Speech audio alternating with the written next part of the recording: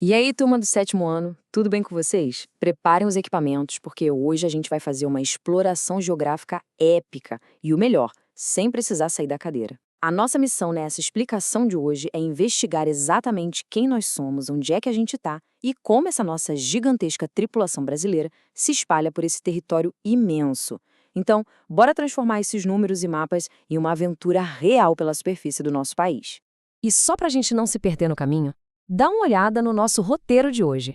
Primeiro, o início da nossa expedição. Depois, o mapa da nossa turma. Vamos ver também quem formou o nosso povo, entender o ritmo do nosso crescimento e, por fim, olhar para o futuro dessa nossa aventura. Ponto 1. O início da nossa expedição. Bora lançar essa jornada. Imagina só que a gente está subindo agora num balão de ar quente gigante para olhar o Brasil bem lá de cima. A primeira coisa que a gente precisa saber é o tamanho da nossa tripulação, certo? E olha só, a estimativa lá de 2018 dizia que a gente já passava de 208 milhões de pessoas. É gente pra caramba. Isso faz do Brasil o quinto país com a maior população do mundo inteiro. É muita gente dividindo o mesmo barco. Mas, na geografia, ter muita gente não significa necessariamente que o espaço está lotado em todos os cantos. E é exatamente aí que entra um conceito geográfico que confunde muita gente, mas que é super simples. Existe uma diferença gigante entre um país ser populoso e ele ser povoado. Pensa na nossa escola. Se ela tem uns 5.000 alunos, ela é muito populosa, não é? A população total dela é imensa. Mas imagina que, na hora do recreio, todos esses 5.000 alunos resolvem se espremer ao mesmo tempo lá na cantina, enquanto as quadras e a biblioteca ficam completamente vazias. A escola continua populosa, mas a galera tá muito mal distribuída. O Brasil é tipo isso. A gente é incrivelmente populoso, só que a gente é pouco povoado, porque a densidade demográfica, ou seja, o jeito que a nossa tripulação se espalha por esse nosso pátio gigante, é muito, mas muito desigual. Isso nos leva à parte 2, o mapa da nossa turma. Afinal, onde é que está todo mundo? Descendo do nosso balão para explorar a superfície, a gente logo percebe que as cores no mapa contam uma história bem interessante. Foca bem nessa faixa vermelha escura que contorna todo aquele relevo acidentado da Serra do Mar e do nosso litoral, especialmente ali perto de São Paulo e do Rio de Janeiro. Essa faixa, galera, é a nossa cantina lotada. É o Sudeste. A geografia e as oportunidades econômicas atraíram uma verdadeira multidão para cá. Agora compara isso com essas áreas vastas e amarelo lá para cima na região da planície amazônica. Esse é o nosso campo de futebol gigante, aberto, cheio de rios imensos e florestas, onde a quantidade de gente cai drasticamente. Para a gente colocar isso em números e ter a prova real, no Sudeste a gente tem quase 95 pessoas dividindo cada quilômetro quadrado. É uma aglomeração urbana muito intensa. Enquanto isso, lá no norte do país, são menos de 5 pessoas por quilômetro quadrado. É uma diferença que chega a ser assustadora quando a gente pensa em como ocupamos nosso território, né?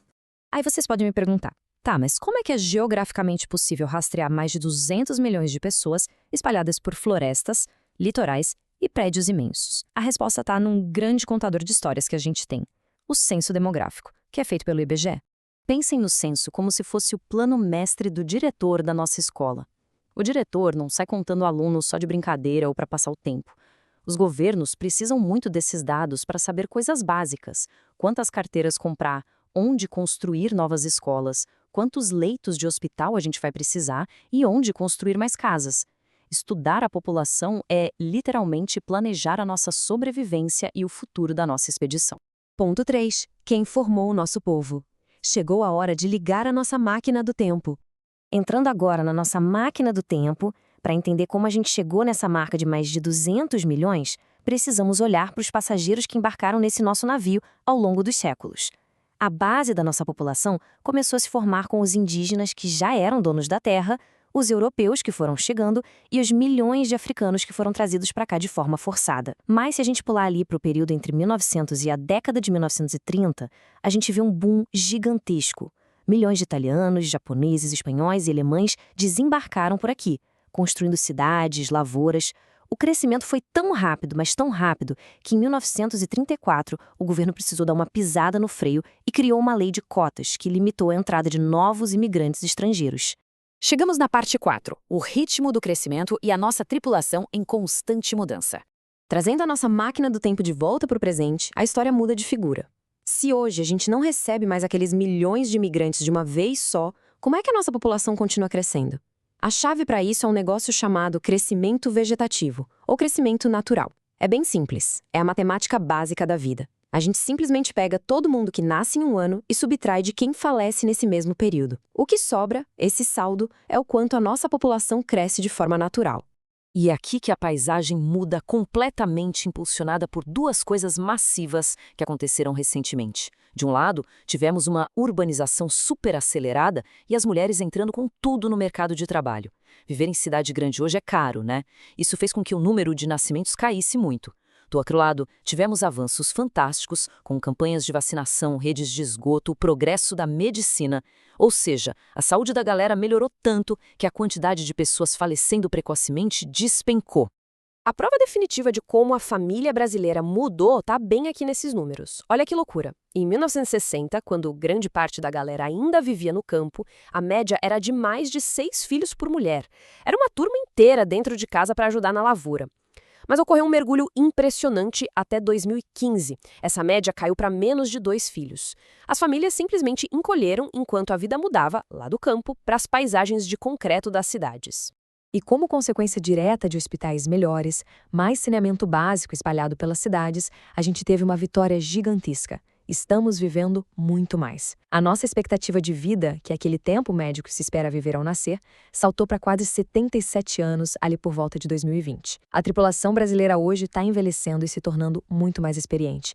E, finalmente, ponto 5, o futuro da aventura, a próxima geração. O que nos traz ao fim do nosso itinerário geográfico de hoje. A gente viu o mapa lotado, viu a matemática do nosso crescimento e como o nosso espaço mudou completamente do campo para a cidade.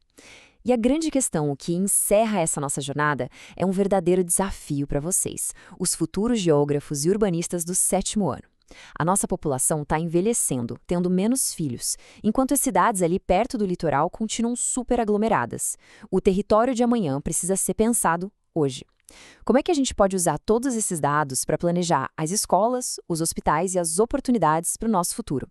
A verdadeira expedição, galera, está só começando.